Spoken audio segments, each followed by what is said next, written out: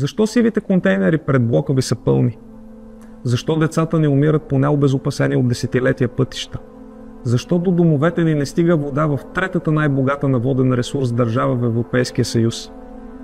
Отговорът е един – заради корупцията. Системна корупция, която десетилетия наред ни ограбва от шанса да живеем добре, да живеем като европейци. За съжаление понякога и да живеем изобщо. Това видео разказва как и защо сметосъбирането в София е заложник на схеми, които твърде дълго са били покровителствани на най-високо ниво.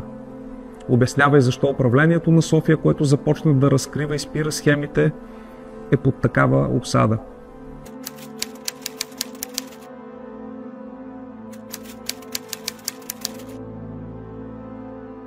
Отнели близо година и половина, за да разберем схемите с боклука на София. Тук виждате поредната такава. Камион идва от някъде и сипва боклук на плацата на въпросните 3 фирми. Нещо, което няма право да прави, защото няма разрешително за подобен тип дейност. Няколко дни по-късно, разтовареният боклук, който вие видяхте преди това, се натоварва в сметопочистващия камион. Така, наполовина пълният камион с боклук, който е опасен, който не знаем откъде, който е възможно да причини епидемиологична криза и за който определено не би трябвало да плащаме 2 пъти, тръгва по предопределения наряд.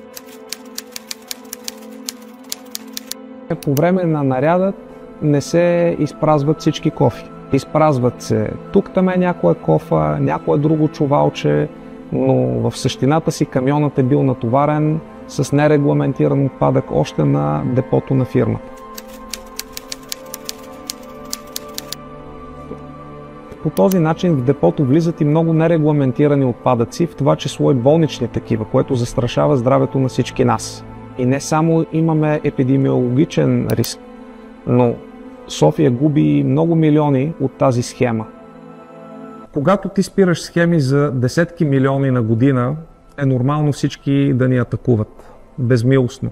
Но ние няма да се откажем. Ще продължаваме да затягаме контрола, да налагаме глоби, да правим всичко необходимо и да разчитаме на пълна подкрепа от страна на Министерството на околната среда и водите. И противно на огромното желание на ГЕРБ, БСП и останалите от икономическото мнозинство, няма да допуснем да превземат СПТО и Столичния инспекторат, за да могат да продължат тези безобразия. Ние ще спечелим тази битка и няма да отстъпим, защото тя касае здравето и парите на софиянци.